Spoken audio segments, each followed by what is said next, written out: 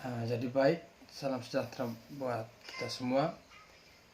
Kembali lagi bersama saya Leonardo Subransus Ulanga, mahasiswa Universitas Nusa Cendana, Fakultas Fisip, jurusan Sosiologi semester 6.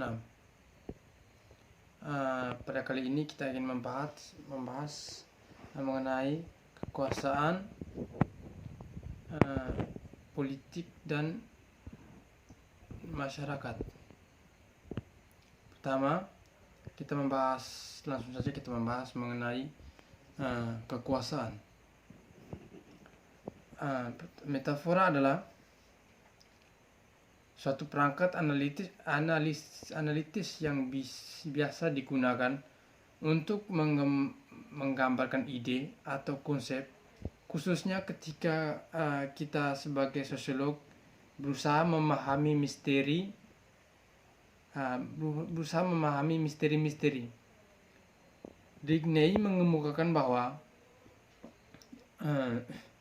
sosiologi sering menggunakan metafora seperti model atau gambar untuk menerangi apa yang ada sebaliknya ide-ide abstrak tentang kehidupan sosial. Jika kita berpikir tentang masyarakat sebagaimana terdiri dari berbagai komponen, Talcott Parsons berbicara tentang sistem agama, pemerintah dan pendidikan sebagai sebuah komponen masyarakat. Kita menciptakan metafora untuk menggambarkan sifat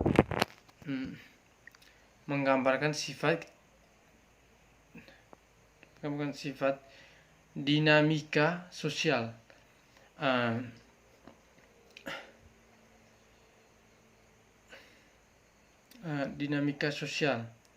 Metafora telah dibangun untuk menjelaskan secara rinci sifat kekuasaan dalam masyarakat.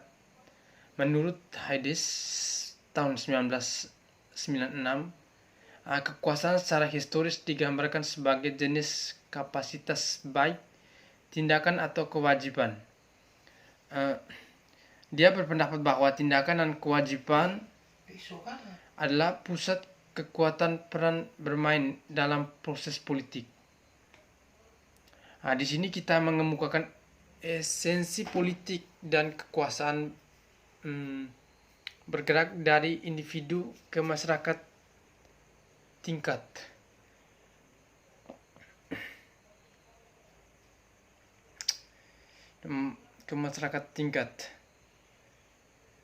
Kewajiban tersembunyi di lapisan interaksi sosial yang berbeda, dan kekuasaan tidak selalu bersifat kompleks.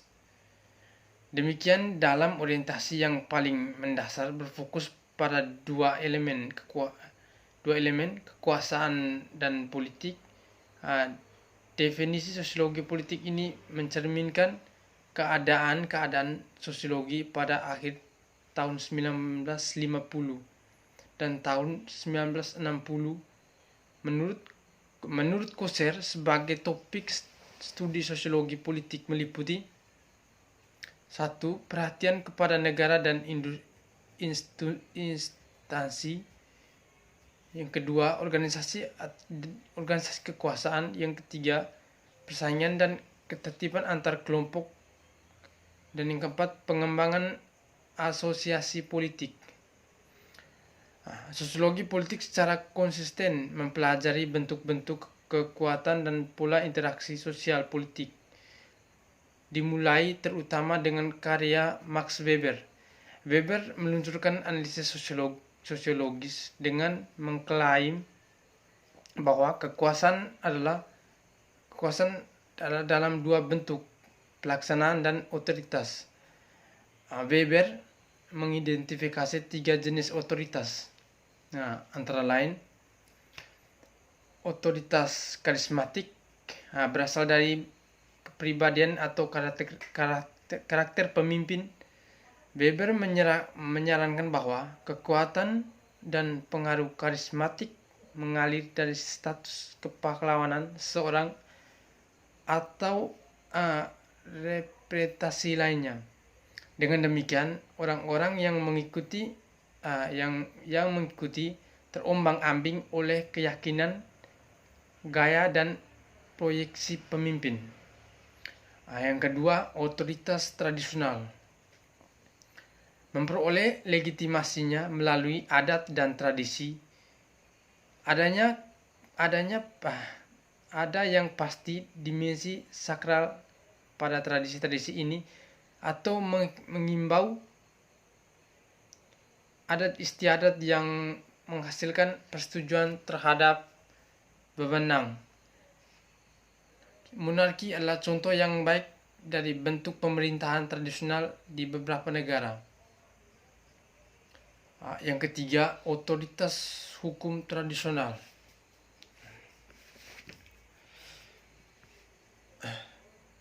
Didasarkan pada aturan yang dengannya orang diatur. Legitimasi bermula dari banding ke hukum pemerintah dan pengambilan keputusan yang dianggap sah untuk semua dalam populasi. Contoh yang baik adalah tatanan konstitusi Amerika Serikat.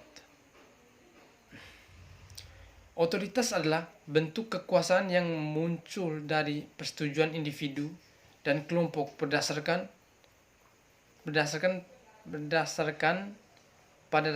pada rasa legitimasi dan kepatuhan atau tugas individu dan kelompok dalam masyarakat menciptakan ketertiban dengan mengakui kekuatan hukum, tradisi, atau adat.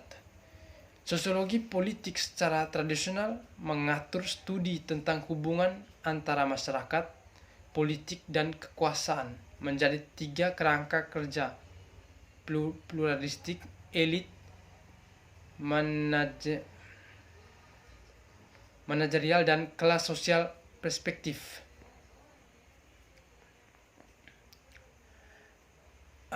Teori elit mengatakan bahwa mereka yang memiliki efek serius dan berkelanjutan pada pendapatan politik praktis, selalu jumlahnya sedikit, cukup baik di masyarakat, dan sebagian besar adalah individu yang melihat keuntungan pribadi yang jelas dalam aksi politik terlepas dari risikonya.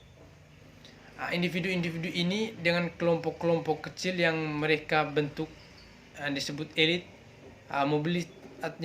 mobilitas sejumlah besar orang sebagai blok pendukung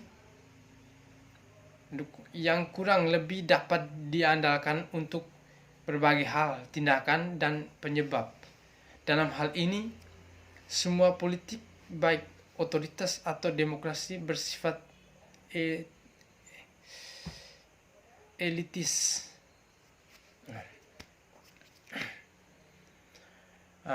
Yang berikutnya, peran negara.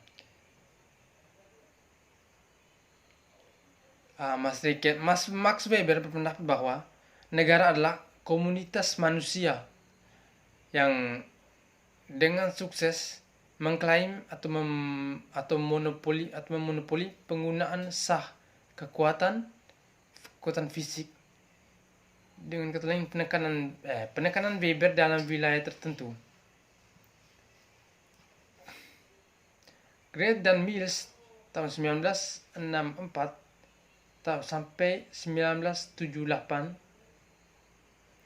mengemukakan negara kemudian memiliki kemampuan untuk membuat dan menegakkan hukum dan dijalankan oleh posisi-posisi pendukung dan birokrasi negara.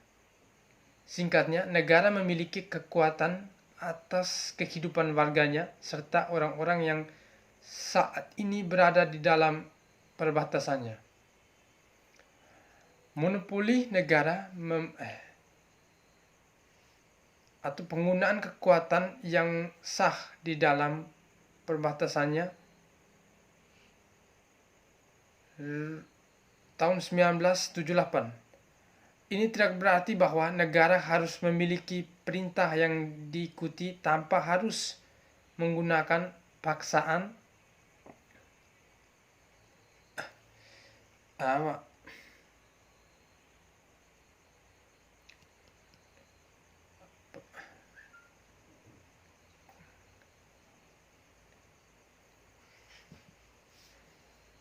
Dominasi negara diunsur oleh kemampuan untuk memiliki perintah yang diikuti tanpa harus menggunakan paksaan. Ingat metafora orang tua sebelumnya. Untuk memahami keadaan, orang tua tidak selalu perlu mengancam anak-anak dengan tamparan. Kepatuhan. Anak-anak biasanya mematuhi karena mereka menerima hak orang tua untuk menghukum meskipun mereka tidak setuju dengan hukuman. Seperti dijelaskan oleh Michael Mann 1988, ada dua jenis kekuatan negara, despotik dan infrastruktur. Kekuatan despotik adalah penggunaan kekuatan fisik atau paksaan yang diberikan oleh militer atau polisi sebagai agen negara. Kekuatan infrastruktur adalah kekuatan yang lebih modern dengan mengacu pada kemampuan negara untuk mempengaruhi dan mengandalkan bidang utama kehidupan kita tanpa menggunakan kekuatan fisik. Demokrasi adalah sistem politik di mana kesempatan untuk berpartisipasi dalam mengambil keputusan sangat luas dibagi di antara semua warga negara dewasa maupun remaja.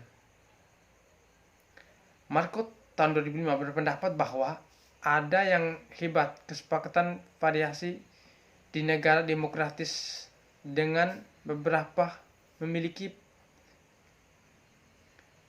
pelarangan sipil yang luas kebebasan meskipun mengandalkan pemilihan untuk bebas dan lainnya sangat tidak efisien dalam memberikan kekuasaan terhadap pemerintah.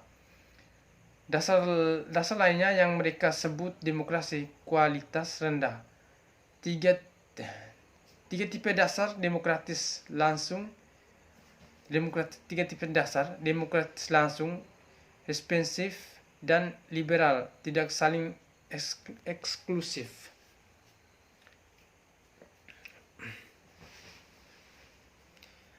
Politik, budaya, dan proses sosial. Budaya dalam pengertian ini mengacu pada hal-hal yang kita sebut selera tinggi atau artefak seperti klasik musik, seni, mahal, atau makanan. Sebagai sosiolog, kami memahami bahwa budaya memiliki keduanya, dimensi materi dan non-materi. Apa itu budaya?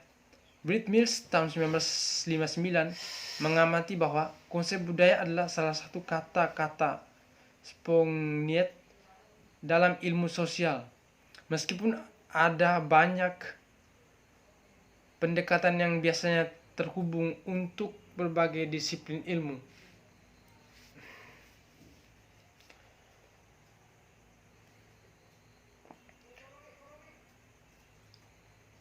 Nilai-nilai pengetahuan, kepercayaan, simbol, dan bahasa, dan artefak yang ditemukan di semua masyarakat budaya sangat penting untuk fasilitas interaksi sosial. Weber mengamalkan konsep itu dalam pengamatan yang menarik tentang sifat agama dan budaya dalam membimbing aksi sosial, bukan ide transfer pentingnya materi dan ide secara langsung yang mengatur perilaku seorang. Kerangka politik budaya dan teori. Pentingnya konteks budaya dan psikologi sosial politik, misalnya Bedix dan Lipset menyarankan bahwa interaksi antara individu yang menempati posisi ekonomi yang sama juga dikondisikan juga dikondisikan hmm, juga dikondisikan